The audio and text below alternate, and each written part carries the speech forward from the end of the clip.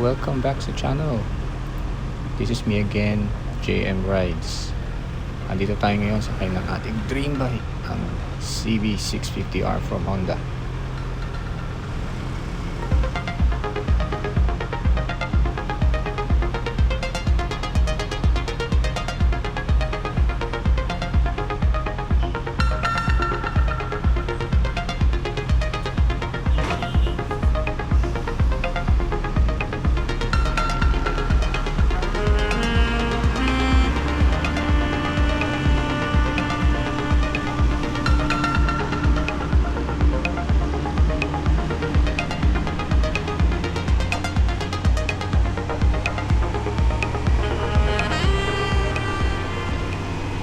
If you watched the previous video, newbie rider lang tayo. Hindi pa tayo sanay sa pagmumotor.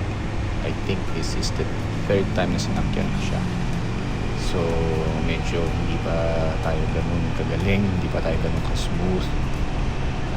Kinikilala pa natin yung motor. Lahat ito sa akin bago.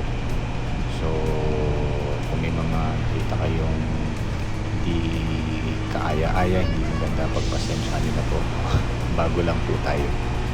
If you have suggestions to help me become a better rider, feel free, share nila po. Kasi I will appreciate yung mga suggestions nyo. You can leave a comment. So ngayon kasi nilabas ko yung bike, lumabas tayo to find the shop malapit dito sa around sa bahay, dito sa house namin sa Fairview. 01 Moto.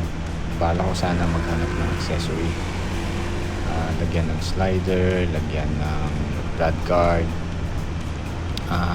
So hinahanap natin siya, and dito along Mindanao Ave tayo. Then yeah, so yun ang objective natin for this video. This is my third ride again. Like I said, medyo nakukuha na natin ang motor as far as yung acceleration niya, kung saan siya steady. Last ride, medyo napansin ko may konting vibration siya.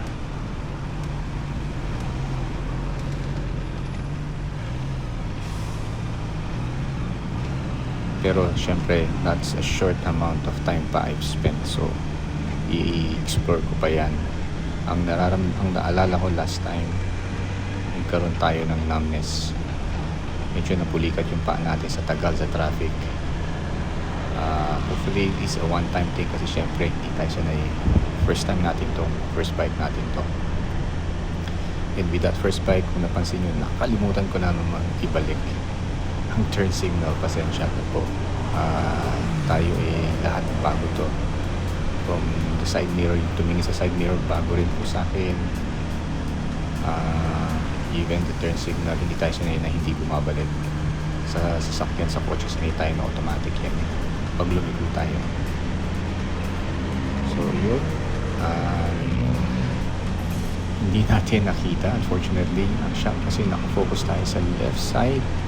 Our eyes are glued nasa left side Ang buong akala ko nasa left side sila, yung pala nasa kanan sila. So a big fail on my part, hanggang sa nalagpasan na natin sila.